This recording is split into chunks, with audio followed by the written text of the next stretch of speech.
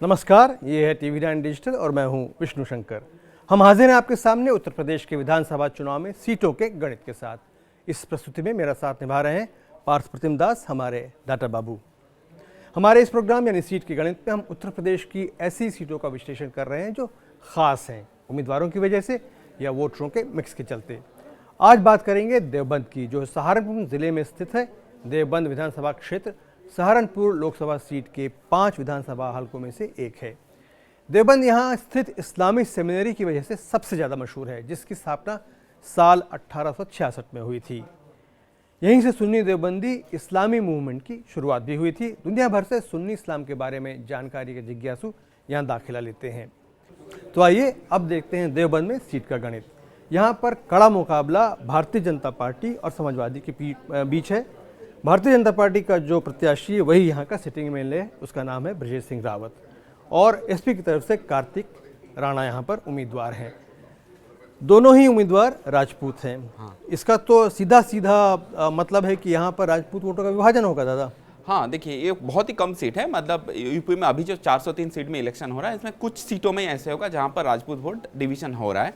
ये एक सीट इसमें एक है, क्योंकि कार्तिकेय राणा एक फैमिली का एक ट्रेडिशन है और उनका राजपूत वोट में कुछ जो बड़ा बड़ा गांव है उसमें हम लोगों ने जब गया था तो राजपूत वोट में उनका होल्ड है। तो ये सीट में राजपूत वोट एक डिवीजन होगा जी। लेकिन फैक्टर यहाँ पर बीएसपी भी एक फैक्टर होगा जी। उन्होंने राजेंद्र सिंह चौधरी को खड़ा किया है बीएसपी ने। हाँ। और कांग्रेस ने यहाँ पर राहत खलील को खड़ा किया है, जो मुस्लिम समुदाय से आते हैं। हाँ। देखिए, कांग्रेस यहाँ पर आउट ऑफ कंपटीशन है। अच्छा। लेकिन बीएसपी आउट ऑफ कंपटीशन नहीं है। ओके। क्योंकि ये सारे सीटों में आप देखें बीएसपी का ट्रेडिशनल वोट रहता है, एक जाटव समुदाय का अच्छा खासा वोट है जो बीएसपी का कोर वोट है, और साथ में गुज्जर का भी वोट है। अच्छा। तो जाटव तो हम जब देखेंगे हाँ, तो जाटव और गुज्जर एक साथ चढ़ जाएंगे तो बीएसपी भी अच्छा कंपटीशन में आ सकता है। ठीक है। आइए तो अब देखते हैं कि जातिवार मतदाता की संख्या जो है देवबंद में कितनी है। मुस्लिम यहाँ 1,10,000 है, राजपूत 45,000, गुर्जर 30,000, जाट 7,000, कश्यप 10,000, सैनी 10,000 और त्यागी भी यहाँ पर 10,000 हैं। शेड्यूल कास्ट यानी एससी वोटरों की संख्या देवबंद में 24% है, जो कि काफी बड़ी है। हर 4 वोटर में 1 वोटर आपका एससी है जी। और इनमें भी जाटव जो है वो सबसे ज्यादा संख्या में है। तो इसका मतलब हुआ कि यहाँ पर जाटव वोट भी काफी बड़ा रोल प्ले कर सकता है। हाँ, तो इसीलिए देखिए मैं आपको जो बता रहा हूँ, बीएसपी भी एक फैक्टर है, क्योंकि ये 24% जो एससी वोट है इसमें समझ लो एटलीस्ट 18 to 20% जाटव वोट होगा। ये जाटव बीएसपी में चढ़ गया। साथ में आप देखिए गुज्जर वोट हम लोग कितना बोला 30,000 जी। तो 30,000 अगर चढ़ गया, थोड़ा सा मुस्लिम मिल गया, तो बीएसपी भी ये सीट जीत सकती है। हाँ, तो ये सीट में जो डिसाइडिंग फैक्टर है जो मुस्लिम 1,10,000 है, बड़ी संख्या में है। ठीक है। पिछले बार एसपी और बीएसपी ने दोनों मुस्लिम कैंडिडेट डाला था, वोट डिवीजन हुआ था और इसका चलते हुए ब्रजेश सिंह जीत गया था। इस बार अगर मुस्लिम एक साइड वोट करेंगे और जो चांसेस ज्यादा है एसपी का साइड वोट करेंगे तो एसपी को मुस्लिम मिल जाएगा। जाट तो थोड़ा बहुत चढ़ेगा इस एरिया में, जाटों की संख्या तो बहुत कम है, बहुत ही कम है, बट थोड़ा बहुत चढ़ेगा और आपका राजपूत वोट डिवीजन होगा। ठीक है। तो इस इक्वेशन में तब एसपी जीत जाएंगे। बीएसपी का भी चांस बनता है या एसपी का चांस बनता है? एसपी चांस बनता है। बीजेपी यहाँ पर क्या है, राजपूत वोट इनको मेजोरिटी मिलेगा, मतलब थोड़ा डिवीजन होगा, लेकिन बाकी जो कम्युनिटी है गुज्जर भी इनको मिलेगा, कश्यप मिलेगा, आप सैनी मिलेगा, टैगी मिलेगा, ये सब वोट भी मिलेगा। तो ये 3 कॉर्नर फाइट है। अच्छा। ठीक है। और इसमें तीनों मतलब तीनों जीत सकता है डिफरेंट इक्वेशन के हिसाब से। अब देख लेते हैं देवबंद में चुनाव का इतिहास अभी तक का जो है। यहाँ पर 2017 में बीजेपी जीती थी, जिससे लोगों को बड़ी हैरानी हुई थी। लेकिन आप ही ने बताया है कि यहाँ पर जो ब्रजेश रावत हैं बीजेपी की सिटिंग एमएलए, उनके काम से लोग बहुत संतुष्ट नहीं हैं। हाँ।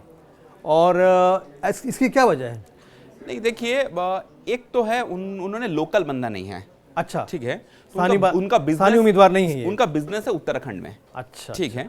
तो और क्या है, ये सब एरिया में क्या होता है, लोकल जो एक फैमिली का इम्पैक्ट बहुत ज्यादा रहता है। ठीक है।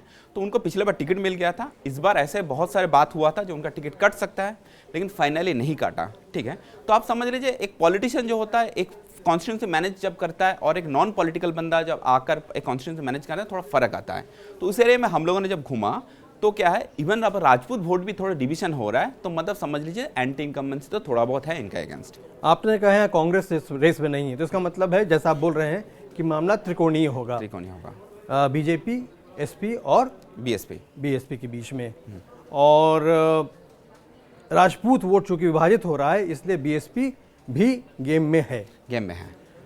एक बार बताइए, देवबंद में मुसलमान 1,10,000 है और भारतीय राष्ट्रीय कांग्रेस का जो उम्मीदवार है वो मुस्लिम है, फिर भी आप कह रहे हैं कि मुसलमान यहाँ रेस में है ही नहीं, कांग्रेस क्यों? देखिए क्या होता है, अभी जो आप वोटिंग पैटर्न देखेंगे ऑल अक्रॉस इंडिया, अगर कोई कैंडिडेट जीतने का स्थिति में नहीं है तो उधर वोटर वोट करना नहीं चाहता है, ठीक है। तो अभी क्या हो जाएगा, देखिए कांग्रेस को मुस्लिम छोड़ के कौन सा वोट गिरेगा, कोई नहीं गिर सकता है, ठीक है।